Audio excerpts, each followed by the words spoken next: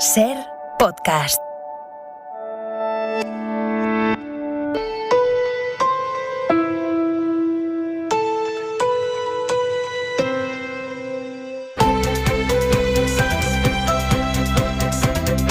En la cadena SER, Hora 25.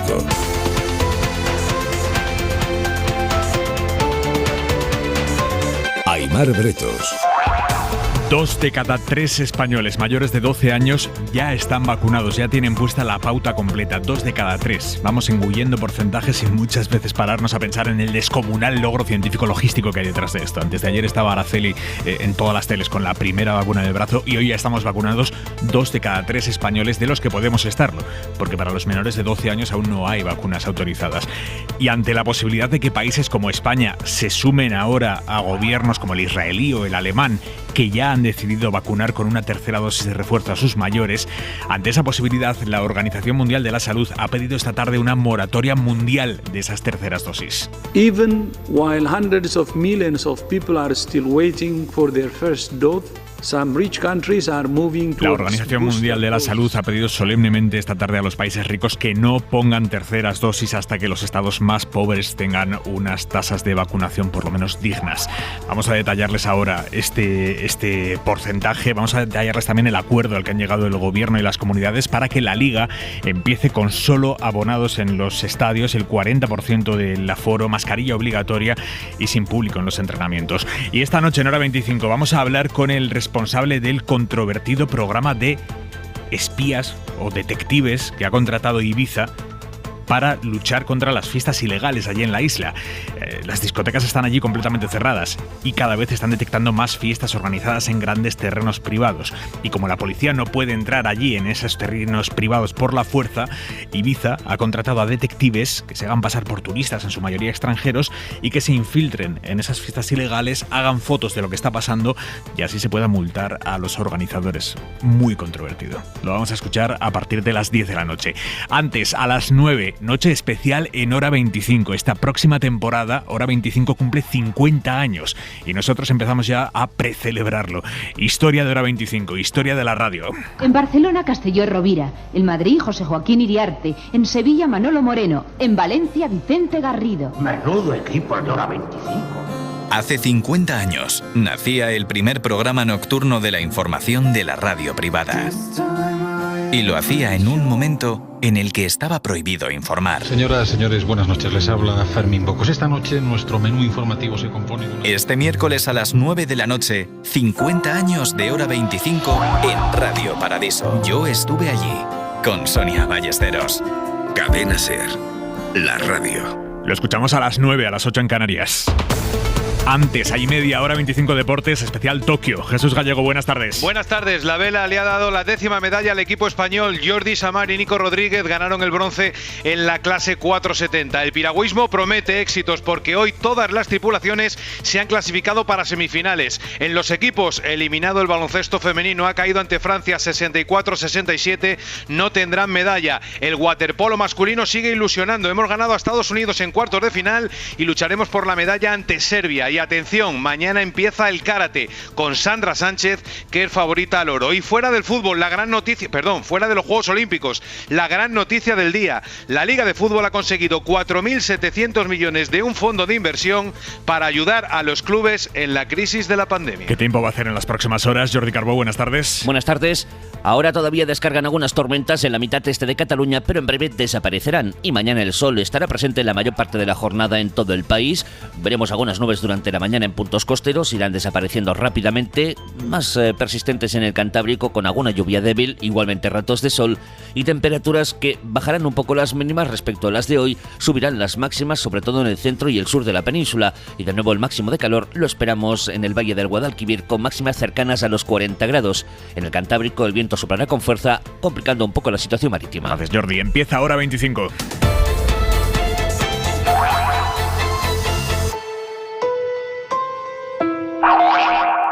La Organización Mundial de la Salud les ha pintado la cara esta tarde a los países que están anunciando ya que van a poner una tercera dosis de la vacuna para algunos colectivos, porque mientras países como Alemania o como Israel anuncian ya estas dosis de refuerzo, hay estados en los que prácticamente ni han visto la primera dosis. Para que se hagan una idea de hasta qué punto los países ricos hemos acaparado vacunas, hay un dato y es que de los 4.000 millones de dosis que se han puesto en todo el mundo, el 80% lo han recibido los países más ricos.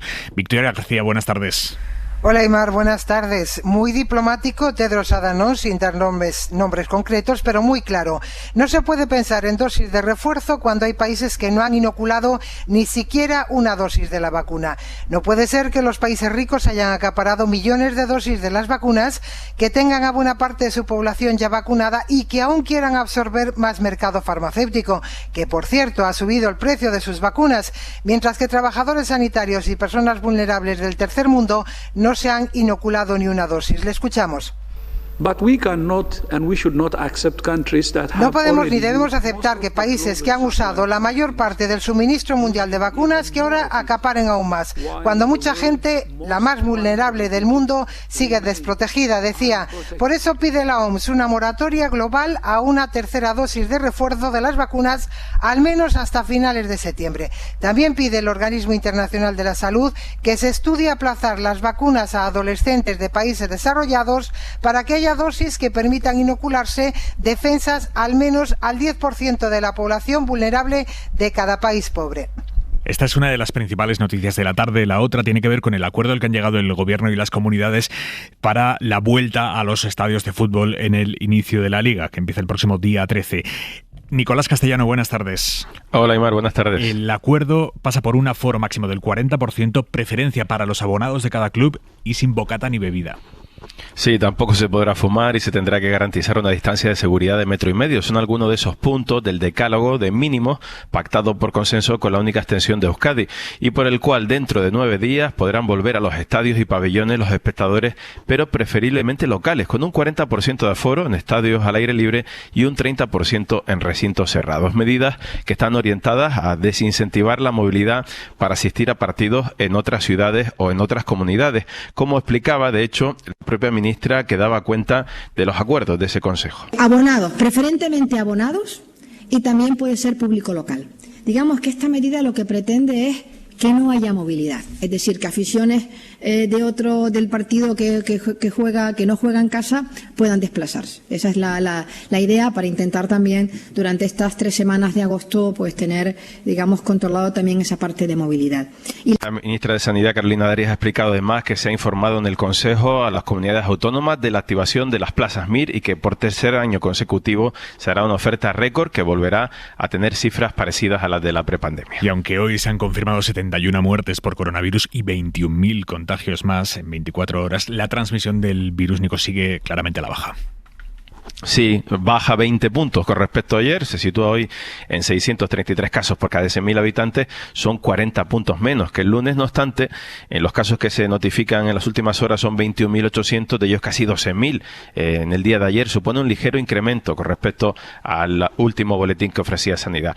Y es que esta quinta ola tiene comportamientos, Aymar, muy desiguales por zonas. En el norte la tendencia sigue claramente a la baja, pero en zonas como Madrid supone casi un tercio de todos los contagios de España en las últimas 24 horas, casi 3.200, o Cataluña suma 1.800. Siguen en una gran transmisión del virus desde hace semanas.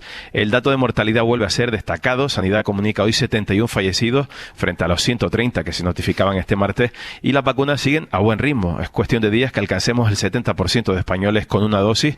Hoy está en el 68,8%, y según Darias, antes de final de mes llegaremos, Aymar, a ese porcentaje con la pauta completa.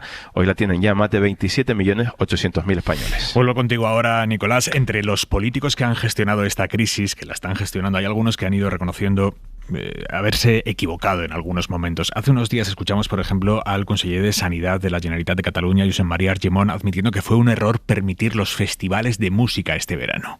No ho repetiria. Ha estat un error. Sí. No repetiría. ¿Ha sido un error? Sí, ha sido un error, esto decía Argimon, pero cuando lo decía no conocíamos la dimensión del error.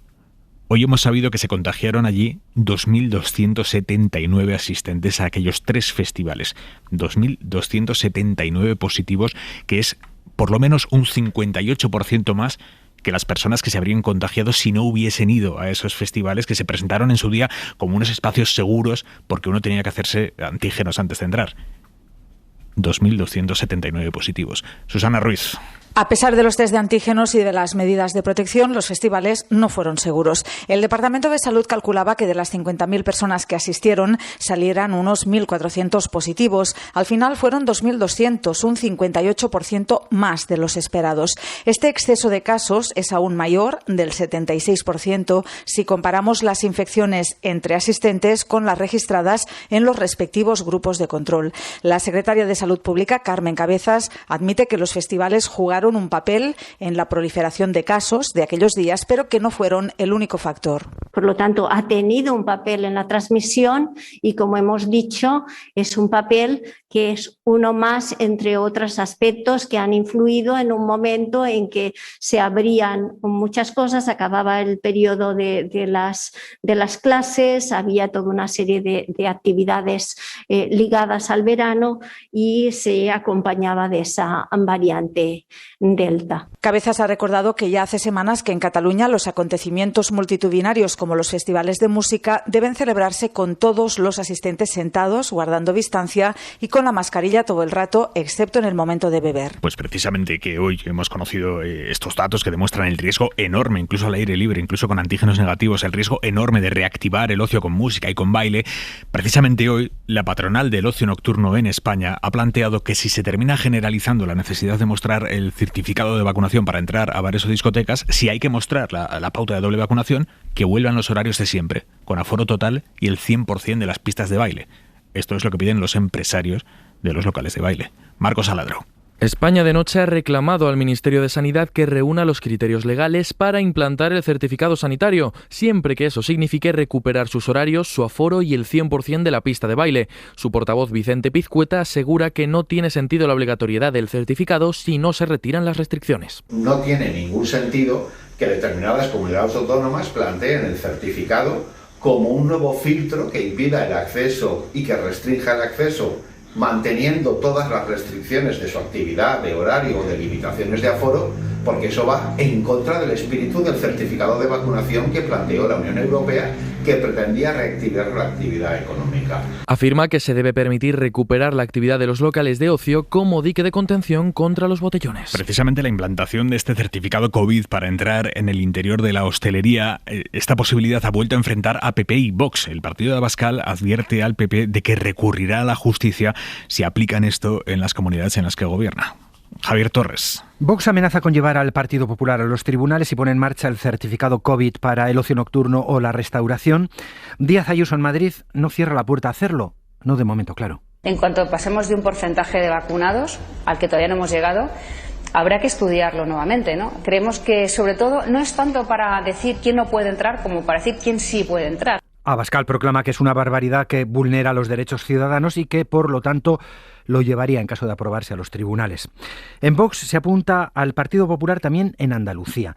Cree que el Partido Popular es imitador de Sánchez, que pisotea además los derechos fundamentales, porque el Ejecutivo de Moreno Bonilla quiere exigir el certificado COVID para el ocio nocturno, una medida que ya ayer dejó en suspenso a la espera de una decisión final de la justicia. Esta quinta ola está llegando también a las cárceles. Hay ya más de 500.000 de positivos y decenas de módulos aislados. El brote que más preocupa es el de la cárcel de Alicante. Solo en esa prisión hay 200 presos contagiados. Como prácticamente todos los reclusos se vacunaron, tienen síntomas leves. Ana Terradillos, buenas tardes. ¿Qué tal? Buenas tardes. Sí, el contagio de la prisión de Alicante es el más numeroso y todo apunta a que llegó de un trabajador externo a la prisión que trabaja en los módulos de trabajo de esa cárcel. En Picassent hay 100 presos positivos, en Algeciras más de 70 y el último brote que se ha conocido ha sido el de Canarias, el de la cárcel de Palma 2, donde hay 76 internos contagiados. Según fuentes de la delegación de gobierno, los primeros contagios fueron entre reclusos no vacunados que contagiaron al resto. El 90% de los presos ahora mismo tienen la pauta completa de vacunación y hay un 10% que no la tiene. Estos no vacunados lo que tienen que hacer cuando salen al exterior o cuando mantienen un contacto estrecho en la cárcel es guardar una cuarentena que ordena prisiones. En Europa se está estrechando el cerco sobre las personas que no quieren vacunarse y el último ejemplo lo encontramos en Italia, con una sentencia sin precedentes en ese país. país. Una mujer que no quería vacunarse, le suspendieron de empleo y sueldo, ha ido a los tribunales y ha perdido. El debate está abierto allí en Italia, donde la patronal pide que se regulen estos casos para saber qué tienen que hacer, a qué atenerse. Corresponsal en Roma, Joan Solés. Buenas tardes. Las asociaciones empresariales italianas exigen que se regule por ley la no reincorporación al trabajo de quienes se niegan a recibir la vacuna anti-COVID. Los sindicatos no se oponen si la medida no conlleva despidos. El gobierno del primer ministro Draghi, de momento, espera y parece indeciso. No ha esperado, sin embargo, el Tribunal de Roma, que en una sentencia sin precedentes de primer grado ha considerado ajustada a derecho a la suspensión de sueldo y empleo a una trabajadora que se niega a recibir la vacuna y su empresa no puede ofrecerle otra ocupación aislada, alejada de sus compañeros o de la atención al público. La mujer ha alegado su derecho a la libertad y a la no discriminación laboral reconocidas en la Constitución italiana. Los magistrados, por su parte, han precisado en los fundamentos jurídicos que el Código Civil obliga a los empresarios a tutelar la integridad de sus empleados y por ello consideran ajustada a derecho la suspensión de sueldo y empleo a esta mujer que rechaza la vacunación. ¿Y usted qué opina de pagar impuestos? Esta ha sido más o menos la pregunta que les ha hecho el CIS a los encuestados por toda España. Hace una radiografía el CIS de lo que piensan los españoles, de cuánto pagamos cada uno a las arcas públicas, y una conclusión así podría ser que el español quiere servicios públicos pero no quiere pagar tanto por ellos. Ahí está el melón al que se enfrenta el estado del bienestar en las próximas décadas. Hoy por hoy, más de la mitad de los encuestados en ese barómetro, casi el 60%, está convencido de que los impuestos son necesarios para poder costear servicios públicos, pero a la hora de la verdad, cuando se les pregunta ¿diría usted que los españoles pagamos en impuestos mucho, regular o poco? Pues ahí ganan de largo los que creen que pagan mucho. Y al mismo tiempo los ciudadanos tienen dudas de a dónde va ese dinero, porque la mayoría cree que se destinan muy pocos recursos a campos como la sanidad, la educación o la ciencia. Carlos Sevilla, buenas tardes. Buenas tardes, sí, el 84% considera que se dedica muy poco a ciencia y el 70% piensa lo mismo sobre sanidad o dependencia. Donde hay más discrepancias es en lo que se destina a defensa. De cada 10 encuestados por el CIS, 3 creen que se dedica demasiado y 2 piensan que muy poco. Se mantiene con respecto a años anteriores el rechazo a la evasión de impuestos. Más del 90% opina que en España hay mucho o bastante fraude fiscal y más de la mitad, el 60%, piensa que la administración se esfuerza poco o muy poco en combatirlo. Como decías, la mayoría cree que los impuestos son necesarios para que el Estado pueda prestar los servicios públicos, aunque 6 de cada 10 consideran que pagan más de lo que reciben de la administración. Sobre impuestos defraudados, en la crónica emérita de hoy cuenta El País que la Fiscalía Suiza investiga al presidente del banco suizo en el que se ingresaron los 65 millones de euros que recibió Juan Carlos I de Arabia Saudí. El fiscal jefe de Ginebra, el fiscal Bertosa, que es el que está desenredando todo este caso, acusa al banquero de no haber colaborado con el organismo antiblanqueo de ese país. Borja Cameselle, buenas tardes. ¿Qué tal? Buenas tardes, Aimar. Ese presidente, Yves Mirabeau, del Banco Suizo, está siendo investigado por presunto delito agravado de blanqueo al incumplir supuestamente el deber de informar de esa operación que comentabas por parte del emérito al organismo suizo contra el blanqueo de capitales. Por ello, el fiscal suizo que está investigando todos estos movimientos de Juan Carlos I decidió hace varias semanas, según El País, investigar a ese responsable del banco en el que se depositaron los 65 millones de euros transferidos desde el Ministerio de Finanzas de Arabia Saudí a Luqum.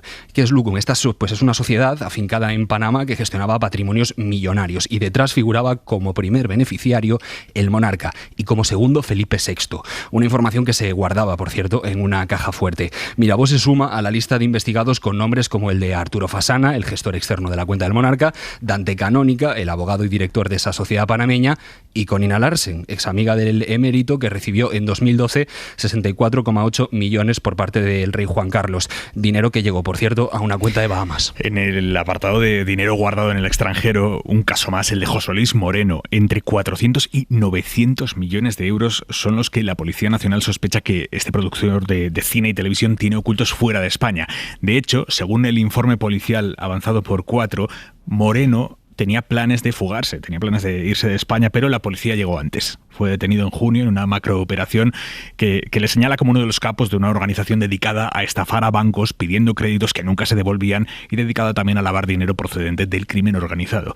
Ahora está en libertad José Luis Moreno tras cubrir la fianza que le impuso el juez. Ana Terradillos. Sí, y todo aparece en un informe policial adelantado por el programa Todo es Verdad y remitido ya a la Audiencia Nacional. La Policía Nacional, que es quien está llevando a cabo esta investigación, sospecha que Moreno quería fugarse de España por conversaciones telefónicas interceptadas judicialmente, en las que de forma clara le dice a su interlocutor: lo que tengo que hacer es irme fuera de España urgentemente. Todos los gastos de fuera se pagan fuera, dice Moreno.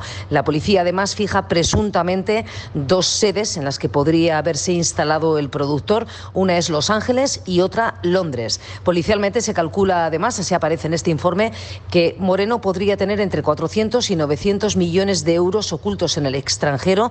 Y sobre los estafados, el informe recoge también que en concreto a uno le robó 16 millones de los 36 que quiso aportar como socio privado para grabar una serie. Por lo menos 3 personas han muerto en un nuevo naufragio de una patera rumbo a España, y otra vez una llamada de madrugada desde la embarcación a una ONG ha evitado que la tragedia sea aún mayor. Nicolás Castellano. Sí, no hay información oficial de momento, Aymar, de las autoridades marroquíes sobre esta nueva tragedia que ha tenido lugar, como dices, esta madrugada en las costas de la capital del Sáhara Occidental ocupado por Marruecos. Los datos provisionales los conocemos por esas llamadas desesperadas del Ayun de los migrantes desde la barcaza directamente al teléfono de emergencia del colectivo Caminando Fronteras. Elena Maleno habla de momento de 3 muertos confirmados. Nos explicaban que ya habían perdido a 3 compañeros y que llevaban horas lanzando llamadas de socorro a los servicios de rescate. Hemos conseguido una localización y la hemos trasladado al Servicio de Coordinación de Salvamento en Rabat, y el rescate se ha producido 4 horas después, pero aún no sabemos cómo están los supervivientes ni cuántas víctimas son finalmente. Maleno vuelve a denunciar que las precarias condiciones de esas barcazas y las demoras en los rescates siguen condicionando que la Canaria siga siendo en la actualidad la ruta migratoria más mortífera del mundo. Nicolás, gracias. Hasta luego. ¿Se imaginan que las mujeres pudieran saber en qué momento exacto de su vida les llegará la menopausia? ¿O hasta cuándo podrán tener hijos? Un grupo de científicos ha conseguido afinar cómo es y cómo funciona la genética de la menopausia. Es un trabajo en el que han participado 300 científicos de todo el mundo y que acaba de publicar la revista Nature.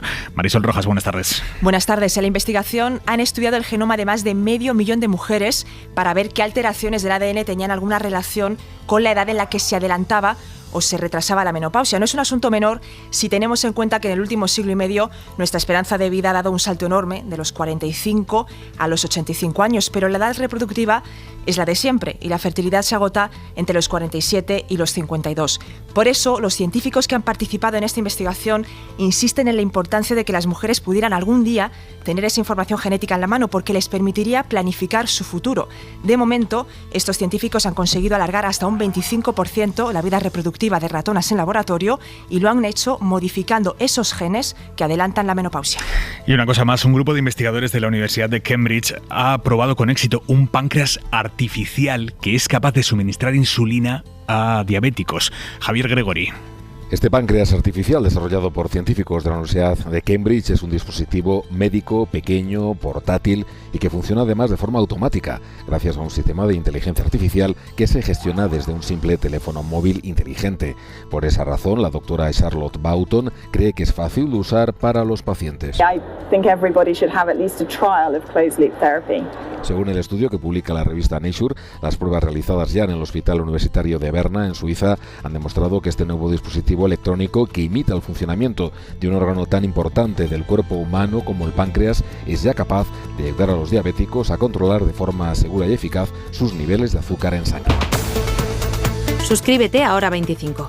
Todos los episodios y contenidos adicionales en la app de Cadena SER y en nuestros canales de Apple Podcast, Spotify, iVoox, Google Podcast y YouTube. Escúchanos en directo en la SER de lunes a viernes a las 8 de la tarde.